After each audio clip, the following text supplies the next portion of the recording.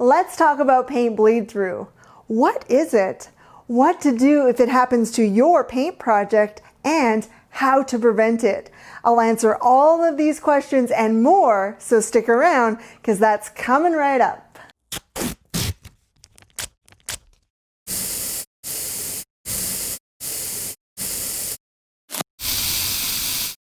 Hey, I'm Deanna. Welcome to my studio. And thanks so much for joining me for part 2 of this dresser makeover. If you missed part 1, I'll leave a link in the description below if you'd like to check that out. Now, since part 1, I've done a little bit more sanding on the fronts of the drawers and the sides. The finish was flaking off and there were quite a few deep scratches in the surface, so I needed to remove all of those loose bits of stain as well as did my best to smooth out some of those deep scratches because my plan coming up is to do a smoother chalk paint finish. Now I'll talk more about this in the next video, so if you are interested in learning how to create a smooth chalk paint finish, remember to click the subscribe button as well as the notification bell because that's how you'll be alerted when I upload new videos. Okay, so what is paint bleed through? Essentially, it's when something seeps through or bleeds through your painted surface.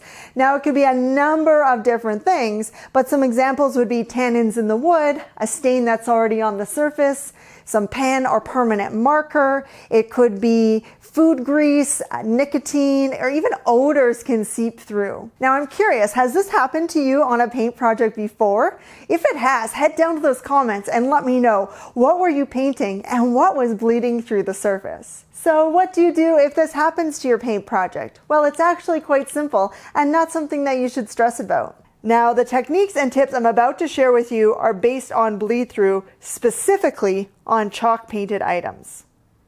Let's say you've applied your first coat of paint. It's an off-white color called Old White chalk paint. You go away, you let it dry, and when you come back, you notice something's a little off about the finish. You might see like a pinkish streak coming through, or maybe there's an orangish brown circle, or even an irregular spot that's kind of just tone on tone. And you might think to yourself like, what the heck happened? Well, the pinkish streak could be, say, like a cherry or mahogany in the wood or a stain that's on the surface. Maybe the orangish brown circle is like a pine knot and the tannins are coming through there. Or that tone on tone spot is actually food grease that you missed while you were cleaning. You might also notice that odors start to come out of the surface once you start painting. And then what do you do about the smell? Regardless of what is bleeding or seeping through, they all have the same solution. And that's to block the stain before moving on to your next layer of paint. I have tried several different primers and sealers over the years as this has happened to me, and the product that I found works the best is this product here. It's called shellac. It's a clear sealer that has a little bit of an amber tinge to it, and it's traditionally used for sealing woodworking and crafts. It also comes in a spray can, or you can get it in white. I like using the clear because you can use it with any paint color and you don't have to worry about trying to hide over a white primer. And if you plan on doing some distressing later in your project where you're sanding away some of the paint finish, you're not worried about seeing that white layer underneath because this product is clear. One thing to note about this product is that it cleans up with denatured alcohol or household ammonia and water. So instead of using chemicals to clean my brushes, I typically wear a pair of gloves and then apply with a lint-free rag or a foam brush and then just throw everything out after I'm finished my application. You take your rag, dip it into the shellac, rub it onto those couple of irregular spots, let it dry for about an hour, come back, do your next layer of paint, and this should block that stain from seeping through your next layer of paint. I just always like to make sure I put it on nice and thin, and as long as there's no hard ridge where I've applied the shellac, you can really just do a spot treatment and you don't have to coat the entire piece and you won't see it through your next layer of paint. You'll even notice that right on the can of chalk paint by Annie Sloan, she says to use clear shellac to block the stain and then to repaint. Now let's talk about how to prevent bleed through. Say you have a piece of furniture with an inconsistent finish, like my dresser right here. Or maybe you have some raw wood and there's lots of knots or a deep open grain. Or maybe you have something that after a deep cleaning with some TSP, you notice it still has quite an odor. Coating your entire piece with shellac before you start chalk painting is an easy prep step to do for chalk paint. It doesn't take much time, and it's never a bad idea to start with an even sealed surface before you apply your chalk paint. To coat an entire piece of furniture, the application is the same as the spot treatment. You can use a brush, but remember the cleaning would be with denatured alcohol or household ammonia and water. So to avoid having to clean brush with chemicals, I'm just going to go ahead and wipe it on with a rag.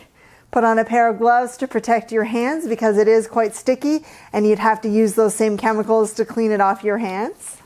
Dip your lint-free cloth into the can of shellac and then just wipe it onto the surface.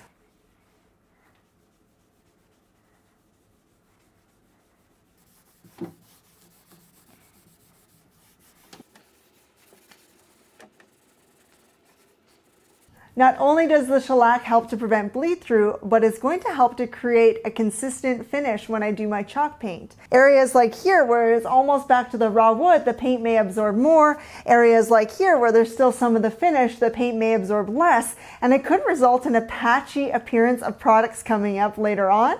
I find this quick prep step a lot less time consuming and a lot less messy than, say, trying to sand all of this off the surface or use a chemical stripper to remove it. I'm going to be painting over this side here, so I'm not worried about getting all the way back to the bare wood. It's not necessary to do this prep step for every chalk paint project. If your surface is clean and in good condition, you can head straight to painting. Most projects will not be an issue. And hey, if something does bleed through your first layer of chalk paint, now you know what to do. Apply some clear shellac to that spot, let it dry, and then move on to painting your second coat.